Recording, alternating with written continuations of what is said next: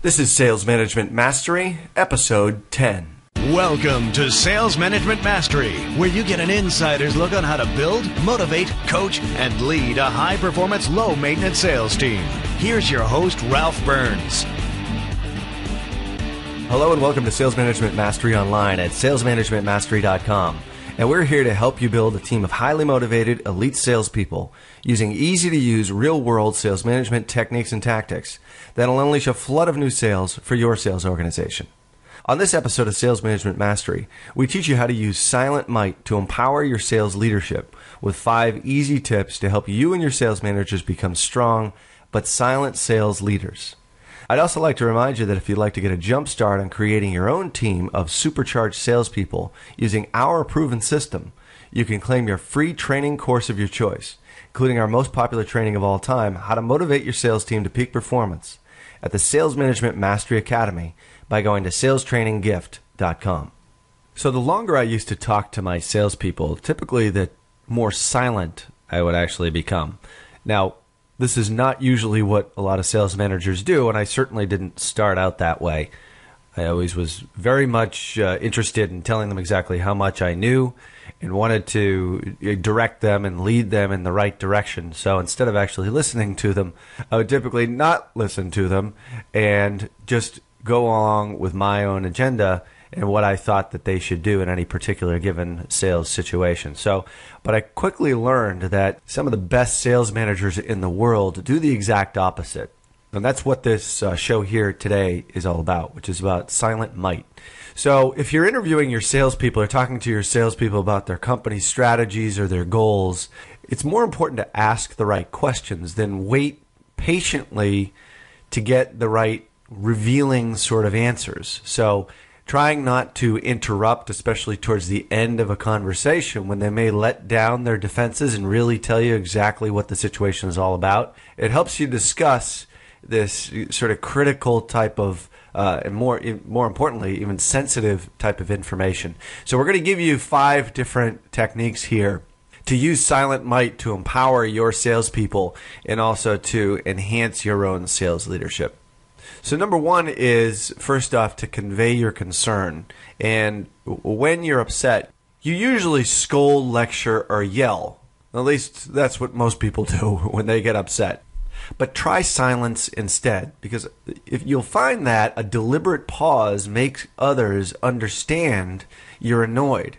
And just by showing some silence instead of immediately blurting out an answer and letting anger get the best of you, showing silence, or at least letting them continue on with it, whatever it is that they're discussing, is a great way to convey concern so that they air out their grievance, whatever the situation may be.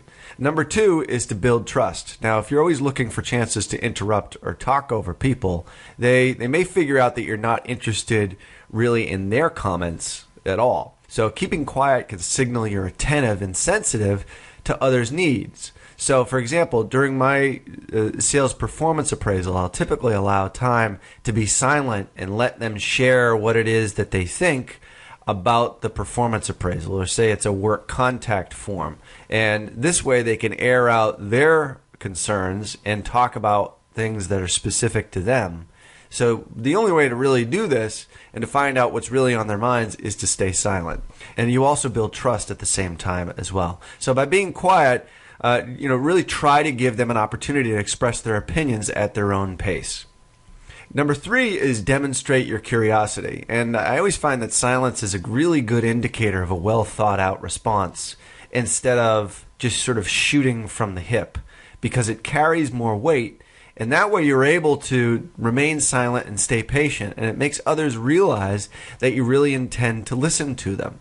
So demonstrate your curiosity and draw more out of whatever the situation is, whether it's a sales call, whether it's a sales strategy, whether it's a year-end performance appraisal, any sort of given situation that you come across between yourself and your sales managers. This is a great opportunity to demonstrate curiosity, and at the same time it underscores and reinforces your own sales leadership. Number 4 is act as a sounding board. And if someone shares a tough decision that he or she is facing, your tendency typically is to rush in and give advice. And that's not always what a speaker really wants to hear. Silence shows that you're not trying to solve the problem necessarily. And by not really saying anything, you can give someone the kind of empathy that they're really looking for. And you relieve yourself of having to come up with an answer all the time as well. Because they may actually figure out the answer to the question or to the issue by continuing to talk. So act as a sounding board as well. Number 5 is elicit input.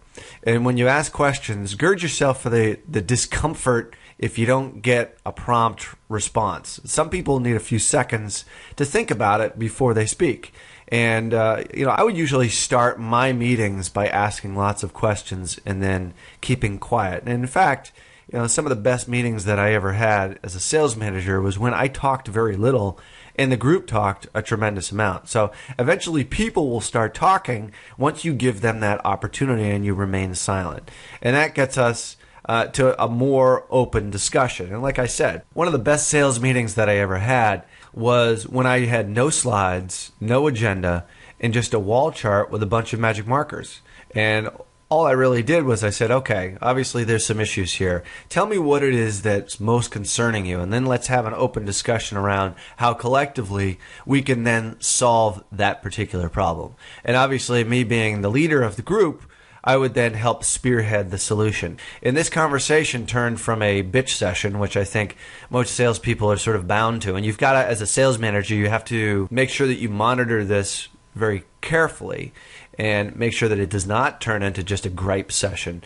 But, gripes go up, as Tom Hanks said in Saving Private Ryan. They don't go down. So listen to the gripes from your salespeople, and you'll oftentimes, behind some of the griping, you'll also find opportunities. So another great thing to do as a silent sales leader is to say, okay, at the top of that agenda, let's say we're talking about particular issues that your sales force is facing. You can make any complaint or you can air any gripe you want, but there's one rule, is that you have to think of at least one solution. And that way, you let yourself off the hook, and we're going back to these 5 tips that we're using in this show here today, but also your salespeople will come up with very, very good solutions to issues. Some of them may not be realistic per se, but they might be solutions that you may never have thought of. And open discussions like this in sales meetings are tremendous ways for you to not only get resolution and get suggestions and creative solutions to some of the problems that you and your sales force is facing, but also it reinforces your ability to be a silent leader. So a great example of silent leadership is from James O'Toole's book, Leadership A to Z. And he talks about Michael Eisner and how he would use silent leadership and questioning to lead the remarkable transformation for the